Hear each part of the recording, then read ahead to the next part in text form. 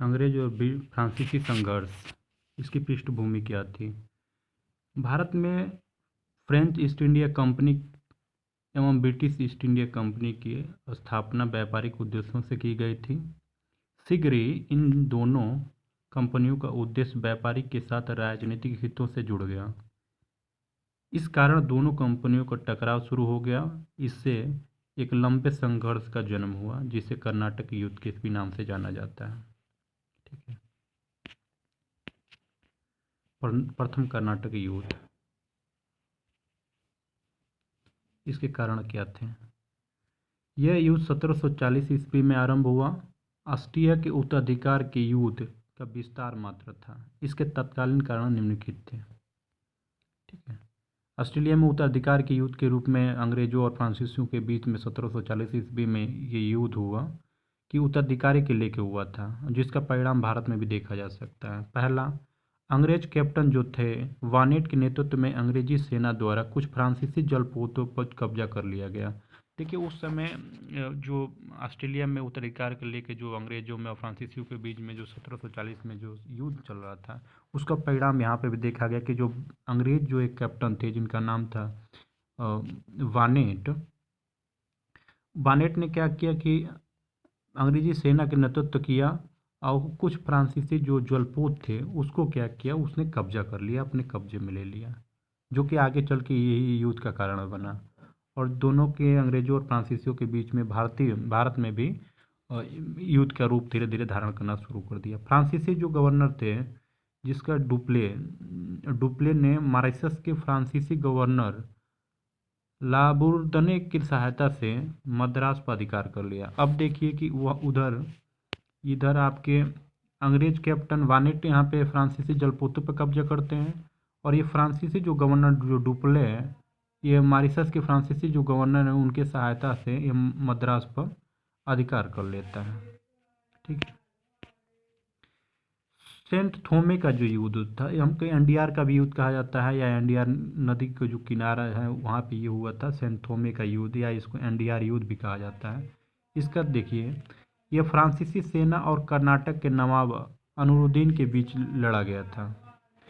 Saint थोमे का जो युद्ध हुआ था, ये मूल रूप से फ्रांसीसी जो सेना थी उसके बीच में, और जो कर्नाटक के जो नवाब थे अनुरुद्दीन, उनके बीच में लड़ा गया था। इस युद्ध में फ्रांसीसी सेना का नेतृत्व कैप्टन पैराडाइज ने किया, जिसमें फ्रांसीसी सेना की विजय हुई थी। अब देखिए, जो अनुरुद्दीन और जो फ्रांसीसी जो सेना थी उनके बीच में जो लड़ा गया था, इसमें पैराडाइज के नेतृत्व में जो लड़ा गया उसमें अंग्रेज फ्रांसीसियों का विजय हुआ था। और जो नवाब थे वहाँ के, उनको पराजय हुई थी। युद्ध की समाप्ति कैसे हुई?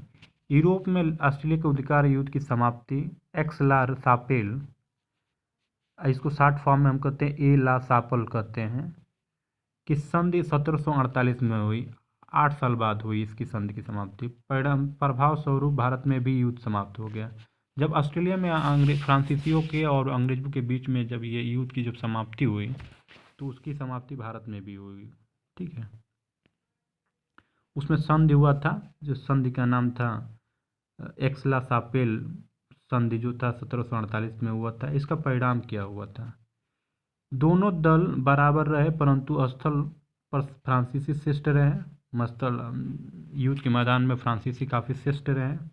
मद्रास पुनः अंग्रेजों को प्राप्त हो गया। देखिए, जो डुप्ले के नेतृत्व में जो मद्रास को जीते थे, वो फिर अंग्रेजों को प्राप्त हो गया।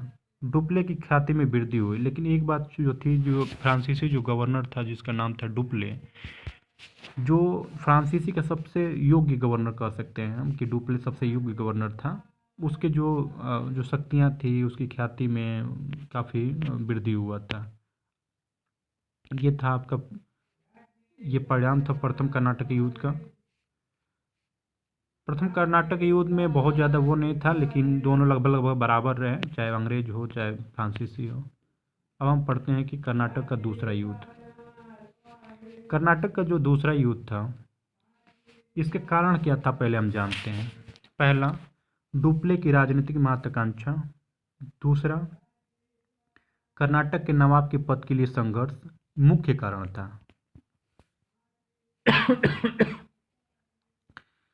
कि मुख्य कारण था कि नवाब के पद के लिए संघर्ष हुआ था।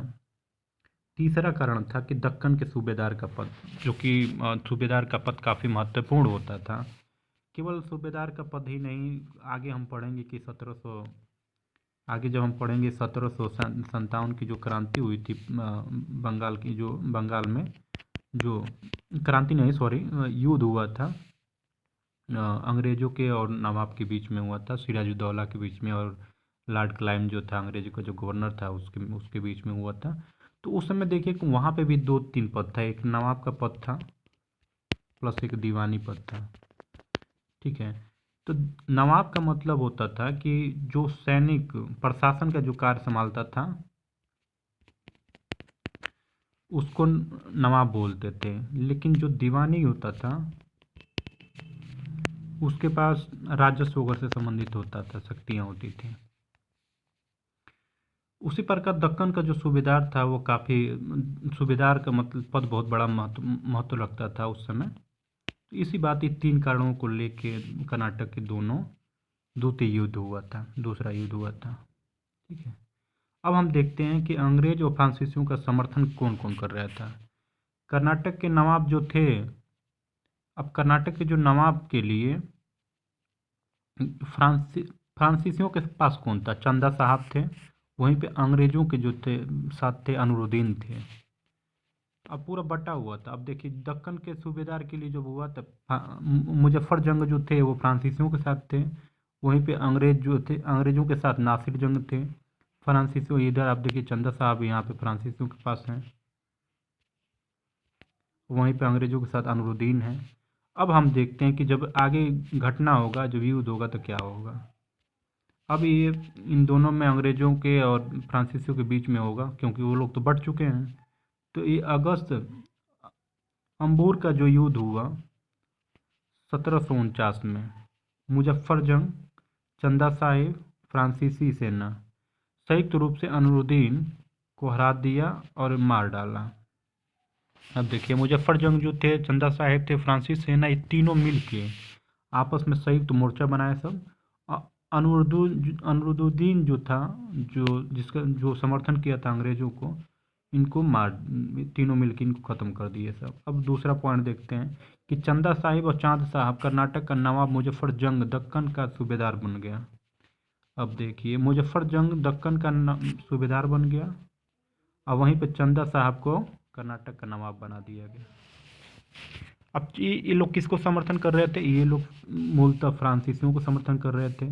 फ्रांसीसियों के समर्थन से ये तो नवाब बन गए, ये आपके सूबेदार बन गए दक्कन का। अब चंदा साहब अर्काट को अपनी राजधानी बना दिया गया। उस समय अर्काट को राजधानी बना दिया गया था।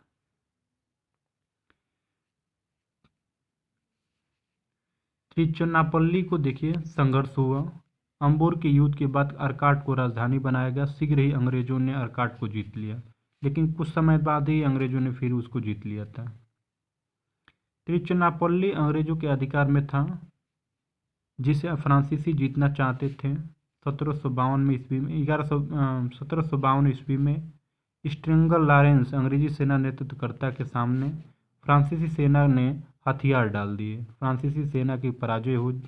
चंदा साहिब की हत्या कर तंजौर के राजा को, जो चंदा साहिब जो थे उनकी हत्या किसने कर दी? तंजौर के जो राजा थे उसने हत्या कर दी। ठीक है। कर्नाटक के जो नवाब थे चंदा साहिब, उनकी हत्या कर दिया गया, वो भी तंजौर के राजा के द्वारा। अब इसका परिणाम क्या हुआ? कर्नाटक के दूसरे युद्ध जो था उसका परिणाम क्या हुआ, इसको थोड़ा देखते हैं। डुप्ले को फ्रांस वापस बुला लिया गया। अब देखिए सबसे बड़ी भूल क्या जो थी, जो क्योंकि फ्रांसीसियों का सबसे योग्य जो गवर्नर था वो कौन था? आपके डुप्ले था। डुप्ले का क्या किया गया? कर्नाटक के द्वितीय युद्ध में वापस बुला लिया गया, जो सबसे बड़ी भूल थी। क्योंकि आप किसी भी स्थिति को, क्षेत्र के बारे में तभी जान सकते हैं जब आप कभी ज़्यादा समय आप देते हैं किसी क्षेत्र में। और डुप्ले बहुत बारीकी से समझ चुका था भारतीय राजनीति को, भारतीय व्यवस्था के बारे में, सारी चीज़ों को वो बहुत करीब से जानने लगा, समझने लगा कि युद्ध कैसे लड़ा जाए, कैसे जीता जा सकता है। ठीक है, केवल सरकार की उसको सहायता नहीं मिला था, जिसकी वजह से वो परिणाम उतना अच्छा नहीं कर पाया, लेकिन फिर भी वो बहुत अच्छे तरीके भारतीय राजनीति को समझता था। जैसे हम वर्तमान की राजनीति को अगर हम जैसे जैसे देखें, क्योंकि जैसे उसी समय के देख ले 1757 के जो प्लासी के युद्ध हुआ, उस समय प्लासी के युद्ध में हम देखेंगे कि जो गवर्नर था अंग्रेज़ों का, जो गवर्नर था जिसको हम रॉबर्ट क्लाइव के नाम से जानते हैं, रॉबर्ट क्लाइव जो था, वो क्या करता था कि जैसे कि बंगाल के जो नवाब थे उस समय सिराजुद्दौला, और सिराजुद्दौला के जो सैनिक वगैरह थे, मीर जाफ़र वगैरह थे, मीर कासिम, उन लोगों को आपस में फूट डाल दिया। फूट डालने के बाद उनको बहुत आसानी से प्लासी के युद्ध अंग्रेज़ों ने जीत लिया था रॉबर्ट क्लाइव के नेतृत्व में। तो क्या करना कि जो सामने वाली जो शक्तियाँ हैं काफ़ी जो मजबूत हैं, उसको आप साम दम दंड भेद के अलावा आप सोचिए केवल युद्ध के मैदान में हम उसको हरा दें तो नहीं है, क्योंकि भारतीय जो नवाब थे या जो शासक थे, उनके पास काफ़ी बड़ी संख्या की सेना थी, उनके पास संसाधन थे, उनके पास धन थे, उनके पास और भी सारी चीज़ें थी। जबकि जो विदेशी जो थे, खासकर फ्रांसीसी या पुर्तगाली या आपके डच चाहे अंग्रेज, क्योंकि ये दूसरे क्षेत्र से लोग आए हुए थे, तो इनकी सैनिक संख्या काफ़ी कम थी, इनके पास धन की भी, राजस्व की भी कमी थी, जिसकी वजह से ये लोग बड़ी बड़ी सेना का गठन नहीं कर सकते थे।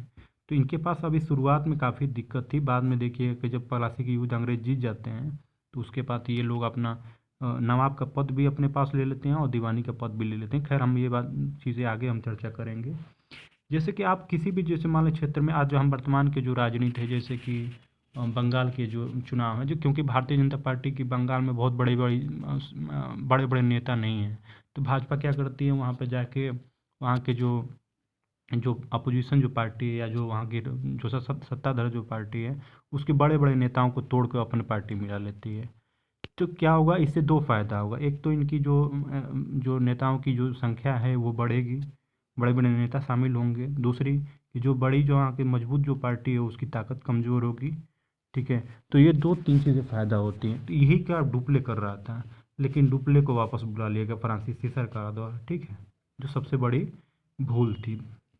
दूसरा दूसरा परिणाम क्या, 1755 में पांडिचेरी की संधि के तहत दोनों दल राजाओं के आपसी झगड़े से दूर रहने के लिए राजी हुए।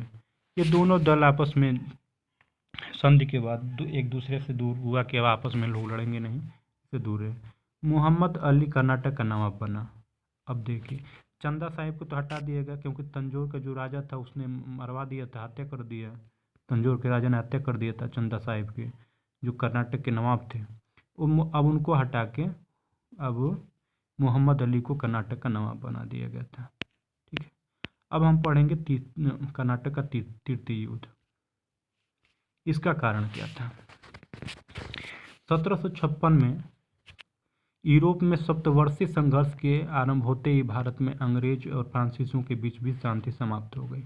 अब देखिए, जो प्रथम कर्नाटक का युद्ध था, जो ऑस्ट्रेलिया के उत्तराधिकार को लेकर जो अंग्रेजों और फ्रांसीसियों के बीच में जो युद्ध चल रहा था, उसको जो स्थिति संपन्न हुई, संधि हो गया। संधि होने के बाद से उन दोनों की जो स्थिति थी, भारत में भी स्थिति कम लगभग सही हो गया, आपस में मिलजुल के रहने लगे, फिर युद्ध खत्म हो गया। लेकिन फिर आप देखिएगा कर्नाटक का तृतीय युद्ध में, कर्नाटक का जो तृतीय युद्ध था, युद्ध का तत्कालीन कारण क्लाइव और वाटसन द्वारा बंगाल स्थित चंदा नगर पर अधिकार कर लेना। ये दोनों अधिकार करना चाहते थे कि बंगाल के जो चंदा नगर जो था स्थित जगह, उस पर ये दोनों लॉर्ड क्लाइव और वाटसन दोनों ये जो अपना अधिकार करना चाहते थे। तीसरा कारण था 1757 में अंग्रेजों ने चंदा नगर, बालासोर, कासिम बाजार और पटना की फ्रांसीसी फैक्ट्रियों पर अधिकार कर लिया। स्वाभाविक सी बात है कि जब डुप्ले को जो वापस बुला लिया गया, तो उसके बाद फ्रांसीसी गवर्नर दूसरा था जिसका नाम था लाली के नाम से जानते हैं, लाली के नाम से जाना जाता है, उसको बुला लिया गया, जिसको भारतीय राजनीति की भारतीय स्थितियों के बारे में कुछ भी ज्ञान नहीं था। उसको फ्रांस ने अपने उसको गवर्नर बना दिया, जिसको भारतीय क्षेत्र की भारतीय राजनीति के बारे में कोई जानकारी नहीं था। जबकि रॉबर्ट क्लाइव जो था उसे बहुत अच्छी तरीके से जानकारी थी और उसे सहायता भी मिलता था। 1757 में अंग्रेजों ने चंदा नगर पर, बालासोर पर, कासिम बाजार और पटना की तमाम फैक्ट्रियों पर अंग्रेजों ने क्या किया, कब्जा कर लिया। फ्रांसीसी जो कंपनियां थी उस पर कब्जा कर लिया। वांडीवास का जो युद्ध हुआ उसको थोड़ा देखते हैं। 1760 में क्योंकि ये देखिए 1757 की जो क्रांति जो युद्ध हुआ था अंग्रेज़ों में और नवाब के बीच में, सिराजुद्दौला के बीच में, उसके बाद ये सत्य संधि हो रही है, वांडीवास का युद्ध 1760 में। इस युद्ध में अंग्रेज सेना का नेतृत्व आयरकुट ने और फ्रांसीसी सेना का नेतृत्व काउंट दल्लाली ने किया था। ये काउंट दल्लाली जो था ये फ्रांसीसी गवर्नर था। ठीक है, इसने नेतृत्व फ्रांसीसी सेना का नेतृत्व कर रहा था काउंट दे लाली। वहीं पे अंग्रेजी सेना का नेतृत्व कौन कर रहा था? आयरकुट कर रहा था 1760 में। इस युद्ध में अंग्रेजी सेना ने फ्रांसीसियों को पराजित कर दिया। आयरकुट ने क्या किया? फ्रांसीसी सेना को पराजित कर दिया। इस युद्ध में हार के बाद भारत में फ्रांसीसियों का अस्तित्व लगभग पूरा तरीके से समाप्त हो गया। अब हम आते हैं कि इनके फ्रांसीसियों के हार, भारत में फ्रांसीसियों के हार के कारण क्या थे। पहला कारण, फ्रांसीसी कंपनी सरकारी थी। क्या थी? फ्रांसीसी सरकारी कंपनी जो थी वो सरकारी थी, जबकि वहीं पे ईस्ट इंडिया जो कंपनी जो थी, जो अंग्रेज़ों को, जो ब्रिटिश थी, वो कोई सरकार से बस परमिशन मिला था महारानी से। वो कुछ लोगों के समूह का वो एक व्यापार के रूप में 15 वर्षों के लिए उनको भेजा गया था कि आप 15 वर्षों के लिए आप सरकार जाके आप पूर्वी जो देश हैं, क्षेत्र हैं, वहाँ पे आप व्यापार कर सकते हैं। बाद में उनको अनिश्चितकाल के लिए उनको छोड़ दिया गया, लेकिन इन पे सरकार का नियंत्रण बहुत ज़्यादा होता था फ्रांसीसियों पे। ठीक है, एक सरकारी कंपनी थी, इस व्यापार के उद्देश्य से आई थी, इनकी कोई राजनीतिक महत्वाकांक्षा नहीं था। इसके लाभ और हानि के प्रति कंपनी के डायरेक्टर उदासीन थे। अब जब इसका कोई भी हानि या नुकसान होता था, इसके लिए जो जो डायरेक्टर था वो काफ़ी उदासीन रहता था हमेशा। ठीक है, हमेशा फ़ायदे के लिए बारे में बात करता था। यूरोप में संघर्ष में फ्रांसीसियों का उलझे रहना। अब देखिए कि जो यूरोप में जो संघर्ष चल रहा था उसमें फ्रांसीसी वो उलझे रहे। उस समय नेपोलियन वगैरह था, तो फ्रांस हमेशा उलझा रहता था पड़ोसियों से, कभी जर्मनी से, कभी ब्रिटेन से, कभी अन्य देश राष्ट्रों से, तुर्की से।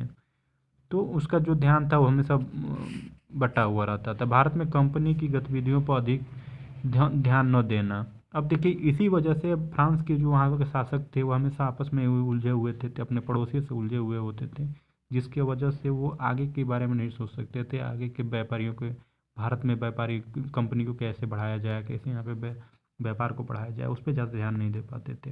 ये भी एक सबसे बड़ी भूल थी। दूसरा, अंग्रेज़ों का बंगाल पर अधिकार था।